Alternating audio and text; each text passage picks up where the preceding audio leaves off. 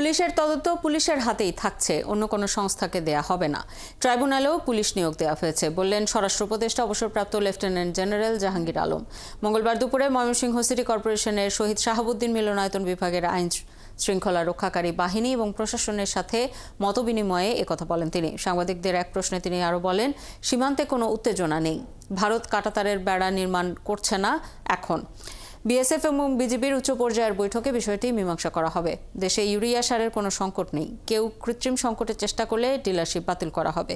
এ ব্যাপারে প্রশাসনকে মনিটরিং করার কথাও জানান উপদেষ্টা। এই মতবিনিময় সভায় ময়মনসিংহ বিভাগের বিভাগীয় কমিশনার মোক্তার আহমেদ সহ বিভাগীয় এবং জেলা পর্যায়ের কর্মকর্তারা উপস্থিত ছিলেন।